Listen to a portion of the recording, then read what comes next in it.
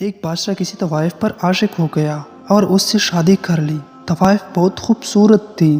بادشاہ کی کوشش تھی کہ یہ غلط کام چھوڑ کر اس نے نیکی کی ہے، مگر جو دن گزرتا گیا وہ بیمار ہوتی گئی۔ اس کی خوبصورت گلاب جیسی گال پیلے پڑنے لگے۔ بادشاہ نے پوری ملک سے طبیب منگوائے اور انہوں نے اپنا سارا ہنر آزما لیا، کوئی دوا نہ چھوڑی، مگر وہ دن بدن بیمار ہوتی گئی۔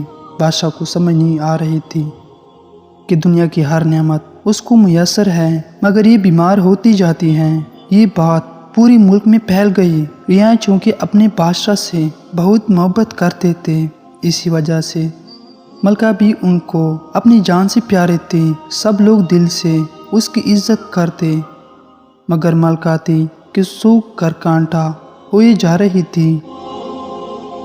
آخر اسی ملک میں ایک لوہار کا بیٹا بادشاہ کے پاس آیا اور کہا، اگر اجازت دیں تو میں ملکہ کا علاج کر سکتا ہوں، مگر میں جو پوچھوں آپ کو سچ بتانا ہوگا۔ بادشاہ نے کہا، ہاں پوچھو، کچھ بھی پوچھو، مگر ملکہ تندرست ہونی چاہیے۔ لوہار نے کہا، آپ خاطر جمع رکھیں، بس یہ بتائیں کہ ملکہ کو آپ کہاں سے لائے ہیں؟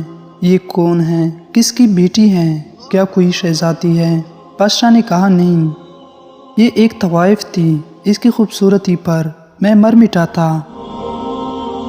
سوچا، ہوا کی بیٹی یوں اپنے آپ کو کسی مجبوری کی وجہ سے نیلام کر رہی ہے، میں اس کو اس گندگی سے نکال کر اس کو ایک عزت دار مرتبے پر فائز کروں گا۔ اسی لیے اس سے شادی کی، دنیا کی ہر آسائش دی، مگر پتہ نہیں کس کی نظر لگی ہے کہ یہ بیمار سے بیمار ہوتی جا رہی ہے۔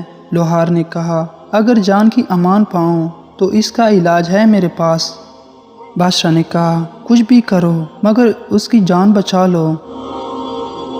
لوہار نے کہا، اسے دوبارہ اسی بازار چھوڑ آئیں جہاں سے یہ آئی ہے۔ بادشاہ پہلے تو نہ مانا، مگر اس کی زندگی کی خاطر اس کو وہی بھیج دیا۔